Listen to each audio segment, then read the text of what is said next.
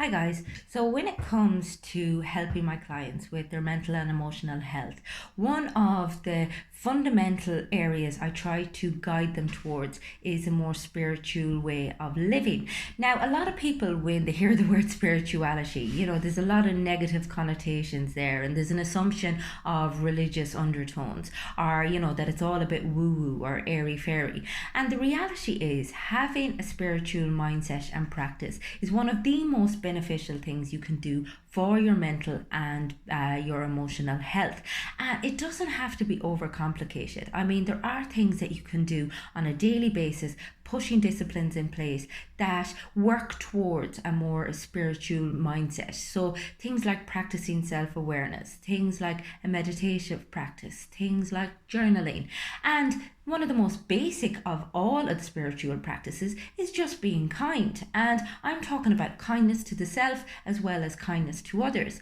Now, you may assume that kindness is the sort of thing that comes easily. However, it often doesn't. I mean, a lot of us are under stress, and our day-to-day lives are very demanding. And because we have technology at our fingertips, patience runs thin. I mean, literally, if somebody is annoying us, if they're in front of the queue and things aren't moving quickly enough, if we come home and our kids are driving us mad and our partner just says something that sets us off, or that pings on an emotional nerve or trigger, oftentimes it's difficult to radiate kindness in those circumstances. And it's about creating an awareness of the times when you are struggling to be kind, in the way you speak to your partner, in the way you speak to your kids, and in the way that you speak to yourself. And it's about finding forgiveness for the fact that sometimes you struggle, and then trying to turn things around a little bit.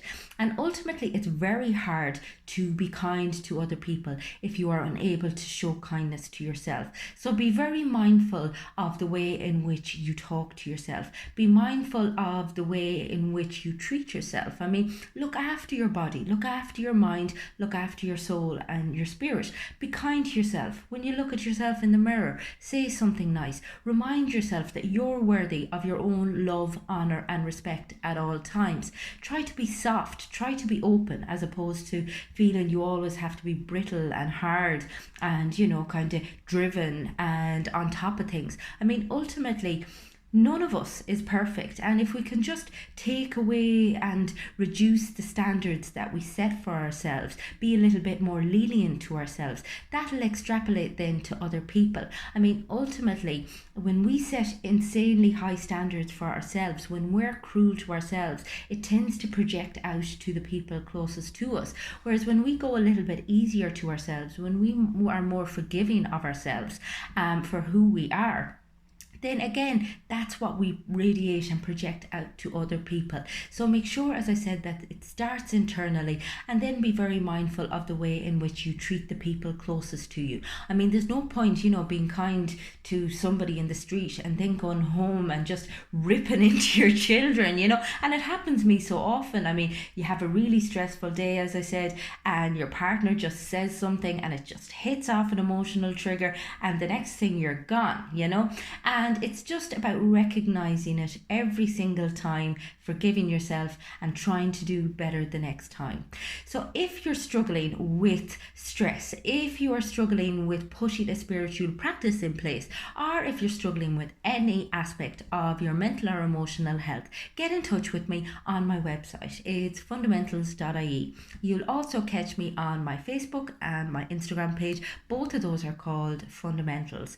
I do a regular podcast with Neil O'Brien. It's called Touchy and Feely. It's available on iTunes and on Spotify. So go check it out and let me know what you think. And all of the content that I produce in these videos is available also on my YouTube channel, Fiona Feely. So lots of content there on mental health, on emotional fitness, and on pretty much finding fulfillment in every aspect of your life. So go check it out, like, share, and subscribe to the page, and I will talk to you again soon.